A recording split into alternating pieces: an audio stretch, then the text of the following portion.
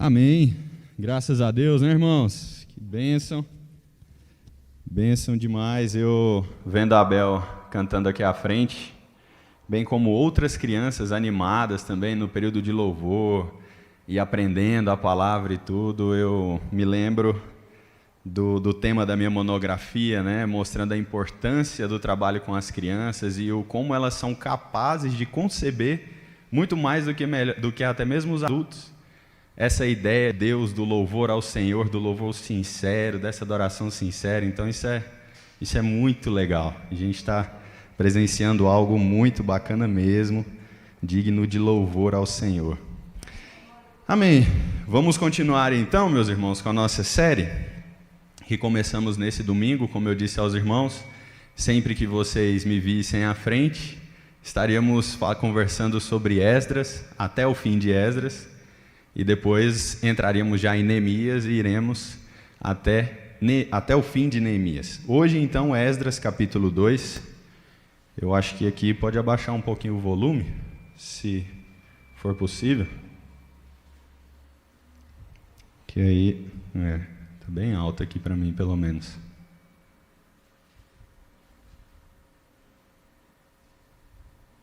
Esdras, capítulo 2, nós vamos ler o capítulo todo. Pastor, o senhor pode abaixar só um pouco aqui, por favor? Está bem alto aqui esse. Não está ouvindo na live? Travou o quê? O som? Tem que ver se a bateria aqui do celular não acabou, né? Pode ser isso. Mas vamos lá então, Esdras capítulo 2, do versículo 1 ao versículo 70. É muito versículo, além de ser também genealogia, né? Então, os irmãos podem se sentir um tanto quanto cansados na leitura do texto, mas tenham a expectativa que aqui nós vamos encontrar algumas coisas que no final os irmãos vão perceber que de fato Deus também inspirou as genealogias e tem um motivo por trás. Então, peço que os irmãos acompanhem a leitura, mesmo sentados, mas com reverência. Muito obrigado, meu irmão. Diz assim o texto: Estes são os filhos da província que voltaram do cativeiro, do meio dos exilados, que Nabucodonosor, rei da Babilônia, tinha levado para lá. Eles voltaram para Jerusalém e para Judá, cada um para a sua cidade. E vieram com Zorobabel, Jesua, Neemias, Seraías, Reelaías, Mordecai, Bilzan, Mispar, Bigvai, Reum e Baaná. Eis o número dos homens do povo de Israel. Os filhos de Paró, 2.172. Os filhos de Cefatias, 372. Os filhos de Ará, 775. Os filhos de Paat-Moabe, dos filhos de Jesua, Joabe, 2.812. Os filhos de Elão, 1.254. Os filhos de Zatu, 945. Os filhos de Zacai, 760. Os filhos de Bani, 642. Os filhos de Bebai, 623. Os filhos de Asgade, 1.222. Os filhos de Adonicão, 666. Estão comigo aí ainda, irmãos? Versículo 14, vamos chegar lá. Os filhos de Bigvai, 2.056. Os filhos de Adim, 454. Os filhos de Ater, da família de Ezequias, 98. Os filhos de Bezai, 323. Os filhos de Jora, 112. Os filhos de Razum, 223. Os filhos de Gibar, 95. Os filhos de Belém, 123. Os filhos de Netofa, 56. Os filhos de Anatote, 128. Os filhos de Asmavete, 42. Os filhos de Kiriat Arim, Sefira e Beerote, 743. Os filhos de Ramá e de Geba, 621. Os homens de Micmas, 122. Os homens de Betel e Ai, 223. Os filhos de Nebo, 52. Os filhos de Magbis, 156. Os filhos do outro Elão, 1.254. Os filhos de Harim, 320. Os filhos de Lode, Hadide e Ono, 725. Os filhos de Jericó, 345. Os filhos de Senaá, 3.630. Versículo 36. Os sacerdotes, os filhos de Jedaías, da casa de Jesua, 973. Os filhos de Imer, 1.052. Os filhos de Pazur, 1.247. Os filhos de Harim, 1.017. Os levitas, os filhos de Jesua e Cadmiel, dos filhos de Rodavias, 74. Os cantores, os filhos de Asaf, 128. Os filhos dos porteiros, os filhos de Salum, os filhos de Ater, os filhos de Talmon, os filhos de Acube, os filhos de Ratita, os filhos de Sobai, 139 ao todo. Os servidores do templo, os filhos de Zia, os filhos de Razufa, os filhos de Tabaote, os filhos de Queros, os filhos de Sia, os filhos de Padote, os filhos de Lebana, os filhos de Agaba, os filhos de Acube, os filhos de Ragabe, os filhos de Sanlai, os filhos de Hanã, os filhos de Gidó, os filhos de Gaar, os filhos de Reaías, os filhos de Rezim, os filhos de Necoda, os filhos de Gazão, os filhos de Uzá, os filhos de Pazéia, os filhos de Bezai, os filhos de Asná, os filhos dos Meunitas, os filhos dos Nefuseus, os filhos de Baquebuque, os filhos de Racufa, os filhos de Harur, os filhos de Baslute, os filhos de Meida, os filhos de Harza, os filhos de Barcos, os filhos de Císera, os filhos de Temá, os filhos de Nesias e os filhos de Ratifa. Esses são os filhos do templo, os servidores do templo. Agora, no versículo 55, os filhos dos servos de Salomão, os filhos de Sotai, os filhos de Soferete, os filhos de Peruda, os filhos de Jaalá, os filhos de Darcom, os filhos de Gedel, os filhos de Cefatias, os filhos de Ratil, os filhos de Poquerete, Hazebaim e os filhos de Ami. Todos os servidores do templo e os filhos dos servos de Salomão eram 392. Os seguintes voltaram de Tel-Melá, Tel-Harza, Querube, Adã e Imer. Porém, não puderam provar que as suas famílias e a sua linhagem eram de Israel. Os filhos de Delaías, os filhos de Tobias, os filhos de Necoda, 652.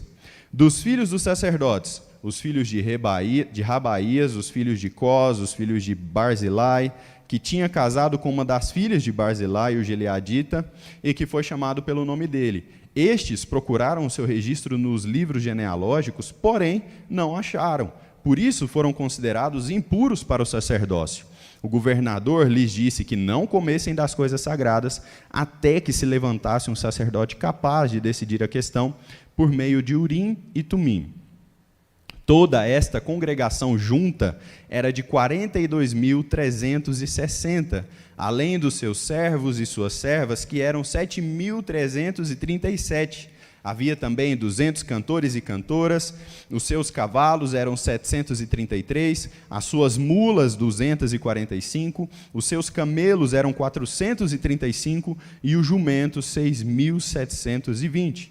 Alguns dos chefes de famílias, ao chegarem à casa do Senhor, em Jerusalém, deram ofertas voluntárias para a casa de Deus, para restaurarem no seu antigo lugar. Segundo os seus recursos, deram para o tesouro da obra 0,5 tonelada de ouro, 3 toneladas de prata e 100 vestes sacerdotais. Os sacerdotes, os levitas, algumas pessoas do povo, os cantores, os porteiros e os servidores do templo foram morar nas suas cidades, assim como todo o Israel.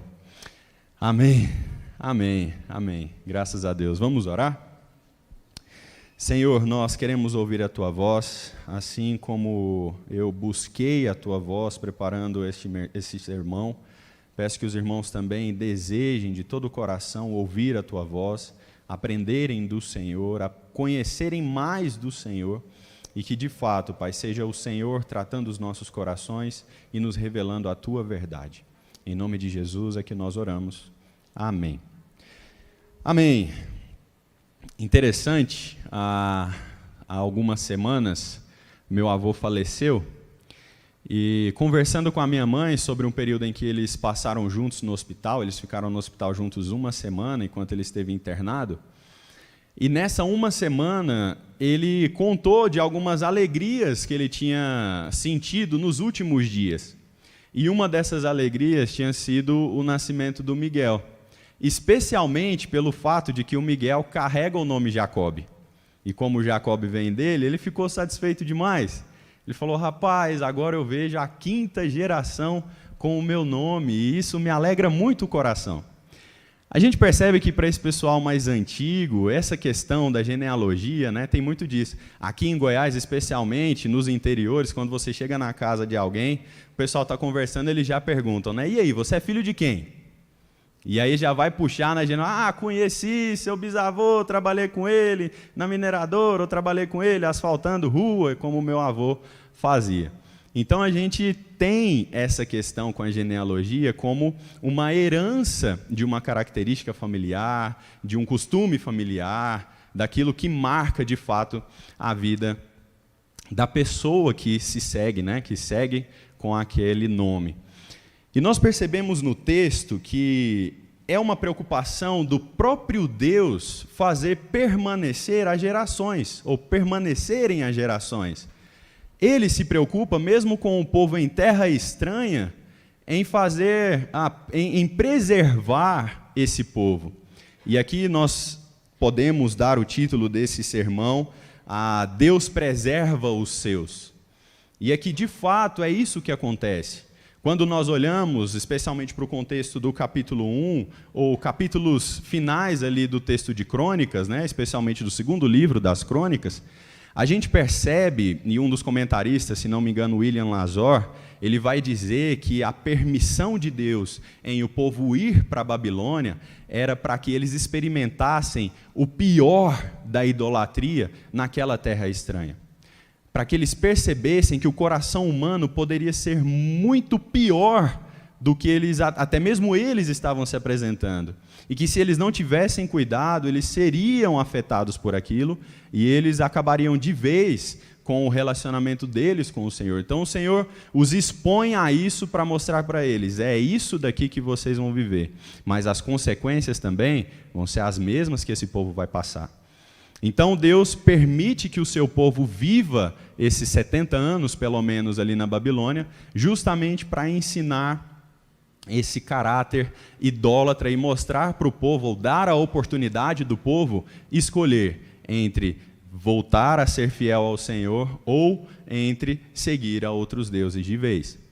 E é muito legal que mesmo a gente encontrando na Escritura relatos de pessoas que decidiram se estabelecer em terra estranha, decidiram ficar por lá, decidiram adorar ao Senhor, mas também adorar outros deuses, como nós vemos no relato de 1 Reis, de 2 Reis, se não me engano, 2 Reis, corrigindo, no capítulo 17, nós vemos que muito do povo ficou ali na Babilônia e pegou os costumes. Eles adoravam o Senhor, mas eles também adoravam outros deuses. Então eles escolheram por não seguir mais o Senhor. Eles escolheram por se estabelecer naquela terra estranha, não só geograficamente, como também espiritualmente, dedicando-se à adoração de deuses estranhos. Mas ainda assim, mesmo em meio à infidelidade de alguns, o Senhor preserva aquilo que nós chamamos de remanescente, aqueles que permanecem fiéis durante essa jornada por fora, essa peregrinação, né, em terra estranha. E Deus faz isso não sem propósito. Deus não faz isso à toa. Nós terminamos a mensagem do domingo passado comentando sobre essa ideia de que Deus faz isso firmado na sua própria aliança. Na aliança que Ele fez com o povo, aonde o nome dEle é que está em jogo. Por isso Ele é fiel. Porque a aliança se baseia nele. Se a aliança em algum momento dependesse de nós, essa aliança não faria sentido. Ela não teria futuro. Logo, ela já teria sido desfeita. Porque nós não temos palavra. Mas o Senhor sim. Ele faz as promessas e Ele cumpre. E ele prometeu que o povo voltaria, e o povo volta. E é muito interessante que Deus preserva os seus nessa jornada de volta, né? A estrada da Babilônia para Jerusalém gira em torno, ali, se nós formos contar em dias, dá em torno de 1 mês e meio de viagem. O povo caminhando, dá mais ou menos isso. Então, é uma estrada muito longa, onde eles não tinham muita certeza se conseguiriam chegar. Mas quando nós lemos na sequência do texto, nós percebemos que ninguém fica para trás. O Senhor preserva os seus durante a peregrinação. E se nós conseguimos pensar na nossa vida em relação a isso, e nós nos consideramos peregrinos, como certa feita já fomos denominados, né? E ganhamos essa conotação a partir do escrito do John Bunyan, né? Com o livro Peregrino, a gente pode perceber que mesmo caminhando em uma terra de incertezas, mesmo caminhando em uma terra de fraquezas, de lutas, não só lutas financeiras, não só lutas com a saúde, mas lutas emocionais, lutas espirituais, mesmo assim nós podemos ter a certeza de que se somos do Senhor, se um dia entregamos a nossa vida para Ele, Ele irá nos preservar até o nosso destino final. E é isso que Ele faz com esse povo, Ele preserva todos esses nomes que nós gastamos um tempão para ler, Ele preserva cada um deles, inclusive aqueles que não eram de linhagem israelita. Quando o texto fala dos filhos dos servos de Salomão, alguns comentaristas vão dizer que 80% desses filhos não eram israelitas.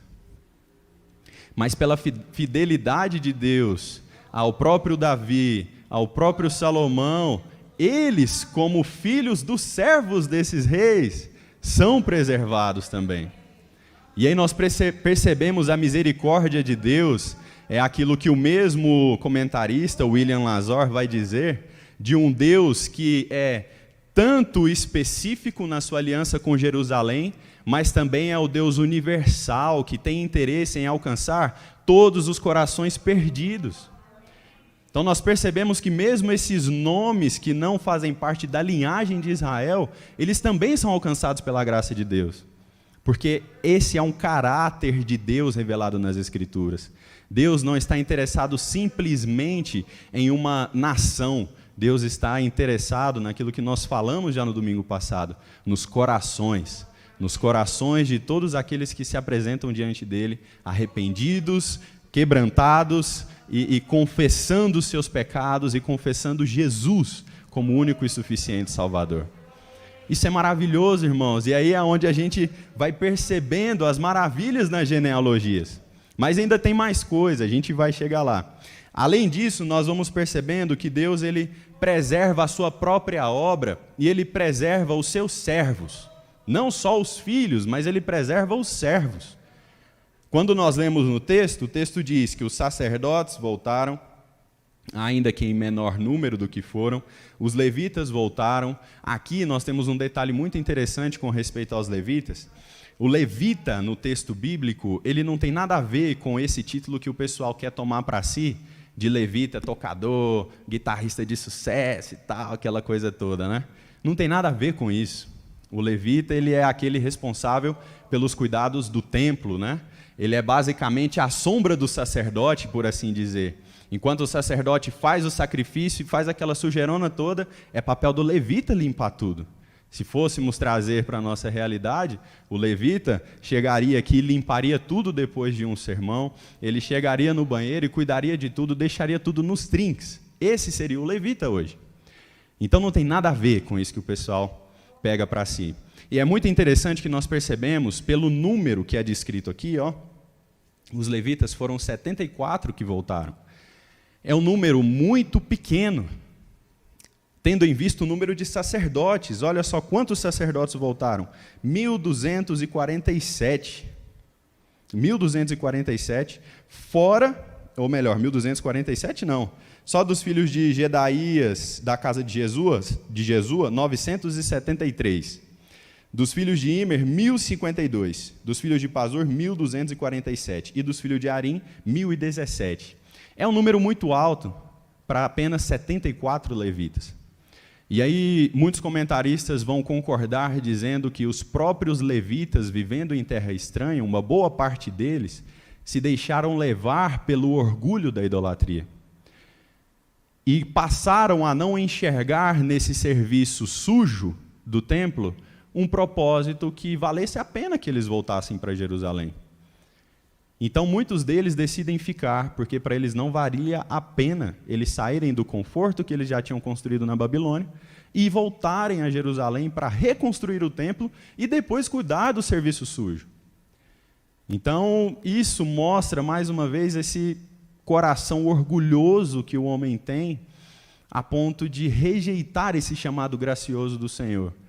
Eu estou te tirando de terra estranha, eu estou levantando um rei estrangeiro para baixar um decreto para você voltar para sua casa, e ainda assim você prefere ficar na terra estranha porque você se acomodou. E você acha que não vale a pena se dedicar ao meu serviço. Então, é algo para nós pensarmos também em relação a isso. Além dos levitas, temos os cantores, os filhos dos porteiros, os servidores do templo, os filhos dos servos de Salomão, e assim nós temos uma lista desses obreiros, né, desses que serviriam no templo. E aí nós vemos Deus cuidando de preservar a sua obra também. Ele preserva aqueles que serviriam no templo na linha de frente. Ele preserva aqueles que fariam o sacrifício. Sem os sacerdotes, não seria possível que o povo, com a reconstrução do templo, voltasse à sua adoração a Deus. Porque o sacerdote era um intermediário entre Deus e o povo. Então era impossível para esse povo não ter essas figuras junto de si na hora de pôr a coisa para funcionar, na hora que o templo estivesse já pronto. Então Deus preserva a sua obra. Além disso, nós vamos perceber que Deus ele também sustenta a sua obra. Meus irmãos, isso daqui me deixou abismado. Os versículos 68 até os 70. Alguns dos chefes de família, ao chegarem à casa do Senhor em Jerusalém, deram ofertas voluntárias para a casa de Deus para restaurarem no seu antigo lugar. Segundo os seus recursos, deram para o tesouro da obra 0,5 tonelada de ouro, 3 toneladas de prata e 100 vestes sacerdotais. Teve um comentarista que fez uma conversão disso daqui, e ele diz que dá em torno de 200 mil euros. E aí eu fui fazer a conversão para o real, dá em torno de 1 milhão, ontem, né, que eu fiz, dá 1.300.440 reais. Um povo que está voltando do cativeiro, mas que por esse despertar do Senhor que nós falamos no domingo passado, que Deus é quem desperta tanto Ciro para baixar o decreto, como o povo também para voltar a Jerusalém, por causa desse despertar do Senhor e desse chamado para a reconstrução do templo, eles têm um coração generoso, um coração de fato aplicado na obra. E aqui não é só assim, é porque eles eram muito abastados que eles conseguiram colaborar. Não, o texto deixa claro, cada um segundo os seus recursos.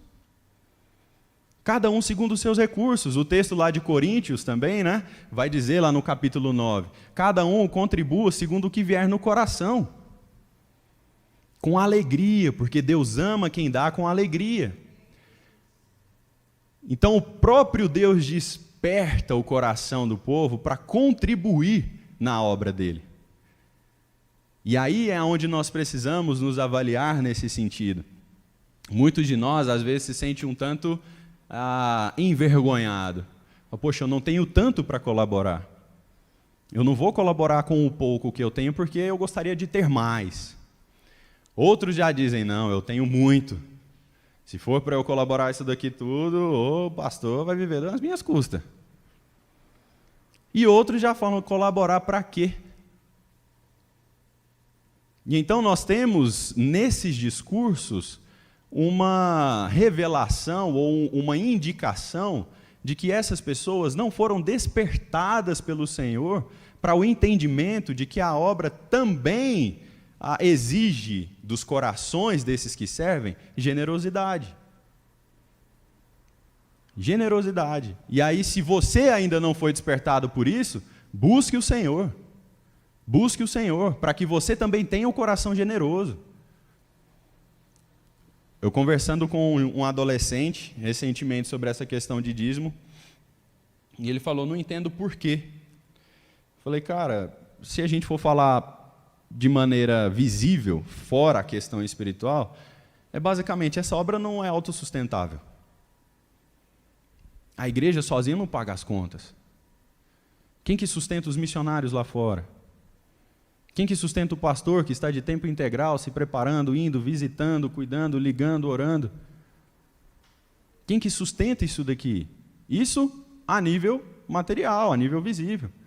Agora, o seu coração precisa ser tratado a ponto de você entender que é um privilégio colaborar. É um privilégio que o seu coração seja entregue ao Senhor e, com isso, os seus bens materiais vão junto. Alguém já disse mais ou menos assim, né, que o crente que tem medo de pôr a mão no bolso dificilmente entregou o coração ao Senhor. Dificilmente. E aqui eu não estou fazendo pedido para que os irmãos no final deixem suas ofertas aos meus pés, não. Só que o pastor Maurício devolve o dinheiro que ele pegou da minha carteira agorinha. Mas é isso, irmãos. É uma questão do coração. Se eu amo o Senhor, se eu amo a obra dele, eu não terei medo de me entregar por inteiro. E isso envolve as minhas finanças. As minhas finanças. Da mesma forma, aqui nós percebemos, e agora nós chegamos no ápice dessa revelação, nós percebemos que Deus preservou o seu povo durante a jornada, percebemos que Deus preserva a sua obra e os seus obreiros, e agora percebemos que Deus também sustenta a sua obra. E chegamos ao fim aonde Deus preserva a linhagem do Salvador. Não sei se os irmãos repararam, mas nos versículos 2 e no versículo 16, versículos 2 e 16. No versículo 2, logo no início, e vieram com Zorobabel. E no versículo 16, os filhos de Ater, da família de Ezequias. Quem é Zorobabel e quem é Ezequias? Zorobabel, nesse ponto, ele se torna um dos líderes dessa jornada da Babilônia a Jerusalém. Ele é um dos líderes na reconstrução do templo. Mais para frente a gente vai gastar mais tempo com ele. Mas é basicamente isso. E ele tem um teólogo brasileiro, Paulo Huon, ele é de origem asiática, mas ele é brasileiro mesmo. Ele diz que Zorobabel, Esdras e Neemias, eles formam meio que a trindade pós-exílica, porque eles serão as três figuras mais importantes a aparecer nesse período pós-Babilônia, né? Pós-exílio babilônico, porque eles estarão justamente à frente desse trabalho de animar o povo para trabalhar, desse trabalho de ir atrás dos recursos, desse trabalho de fazer com que Jerusalém fosse reconstruída de fato. E, além disso, Ezequias, ele é um rei, os irmãos conhecem, acredito, a história de Ezequias, quando ele está perto da morte, ele pede mais tempo, e aí Deus dá mais 15 anos, e aí ele nasce um filho, e aquela coisa toda. Então, os irmãos estão mais ou menos familiarizados com esse nome. Talvez não tanto quanto de Zorobabel. Pelo menos para mim, ele é um aprendizado recente. Agora, vamos lá para Mateus capítulo 1. Mateus capítulo 1. E aí nós perceberemos mais claramente como Deus preserva a linhagem do Salvador. O versículo 10 diz assim: Ezequias gerou Manassés. Manassés gerou Amon. Amon gerou Josias. Josias gerou Jeconias e os seus irmãos no tempo do exílio da Babilônia. Deus preserva a linhagem do Salvador na Babilônia. Pós-Babilônia, depois do exílio da Babilônia, no versículo 12 diz: Jeconias gerou Salatiel, Salatiel gerou Zorobabel. Esse pessoal, Zorobabel e Ezequias, eles são instrumentos nas mãos de Deus para fazer preservar o Salvador que viria através de Maria. Deus, mesmo em meio à infidelidade de reis, mesmo em meio à infidelidade de governantes, de sacerdotes, de servos, do povo, Deus preserva a linhagem daquele que salvaria toda essa maldade. Ou todos esses maus, né? A maldade em si não. Todos esses maus. Deus faz questão de, em meio à infidelidade, se mostrar fiel, fazendo permanecer durante anos e anos e anos aqueles que fariam parte da genealogia do Cristo. E isso é maravilhoso, irmãos, porque nós percebemos que Deus vem durante toda a história preservando o seu povo justamente para revelar o Cristo. Deus preserva o povo no Antigo Testamento para que o Cristo viesse. E Deus preserva a igreja desde as eras até este ano para que nós testemunhemos de Cristo. Para que nós mostremos para as pessoas que Ele já veio e Ele nos salvou e Ele quer salvar muitos mais. Isso é o que mais me maravilha olhando para esse texto. É perceber que naquele tempo Deus preservou o seu povo para que o Cristo viesse. E perceber que hoje Deus ainda preserva o seu povo para que o Cristo se manifeste através dele. Então nós temos uma missão muito clara, irmãos. A partir desse Deus que preserva os seus, nós temos uma missão muito clara: revelar o Cristo aos perdidos. Revelar o Cristo aos corações que estão travados no pecado, aos corações que estão iludidos com o mundo, aos corações que estão distantes do Senhor.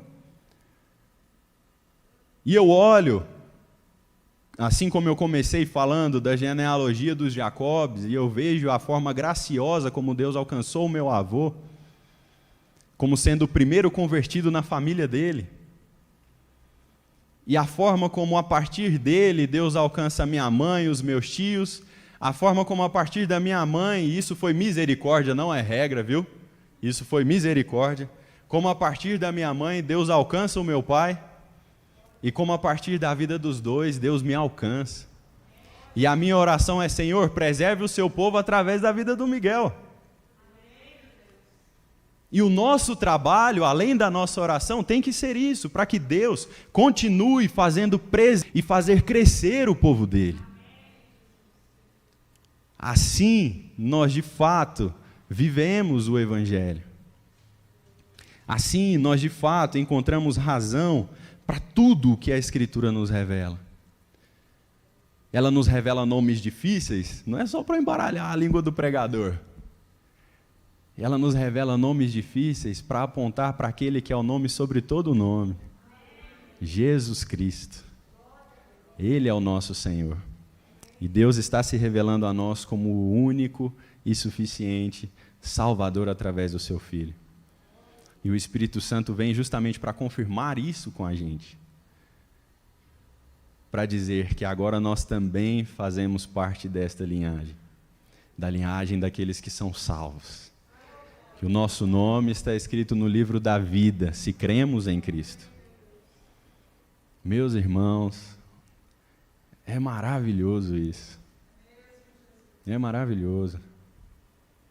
E os irmãos têm a chance hoje, e é assim que eu quero encerrar essa pregação, com os irmãos, de nos alegrarmos juntos no Senhor. Nos alegrarmos de percebermos que Deus preservou pessoas fiéis para que hoje nós fôssemos salvos. Talvez você seja o único crente da sua família, ou um dos poucos, mas em algum momento Deus usou alguém que foi preservado pela graça dele para falar do Evangelho para você e te deu a oportunidade de arrependimento e de confissão dos seus pecados. Agradeça por isso, porque Deus preservou alguém. E se a sua família vem sendo preservada, louve a Deus por isso. Louve a Deus por isso. E agradeça, porque você e eu podemos nos alegrar sim no Senhor. Ele nos salvou. Vamos orar, meus irmãos? Pai, nós te agradecemos muito, muito, porque o Senhor tem preservado o teu povo e isso nos inclui de maneira graciosa, Pai. Não merecemos, não fizemos nada para merecer.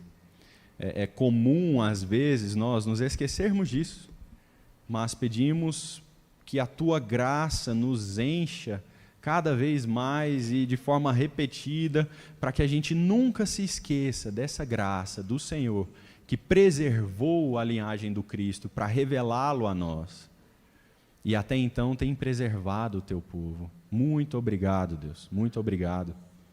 Pedimos que o Senhor nos faça fiéis na tua obra. Ainda descobriremos alguns detalhes sobre esse trabalho que o povo ali fez na reconstrução do templo, mas esses detalhes, ainda não conhecidos por alguns, não fazem tanta diferença agora. Quando meditarmos, descobriremos o que acontece. Mas nesse momento, Pai, nós queremos te louvar e pedir que o Senhor nos capacite, que naquilo que precisamos ser mais fiéis, que o Senhor nos ajude nisso, que naquilo que precisamos abandonar, que o Senhor nos ajude nisso, naquilo que precisamos nos dedicar mais, que o Senhor nos leve a isso e também nos ajude nisso. Dependemos completamente do Senhor, Pai. Percebemos que até mesmo para conhecer o Cristo, dependemos da ação do Senhor na história. Que o Senhor possa alimentar dia após dia, cada vez mais esta mensagem em nossos corações. Muito obrigado, Pai. Em nome de Jesus é que nós oramos. Amém.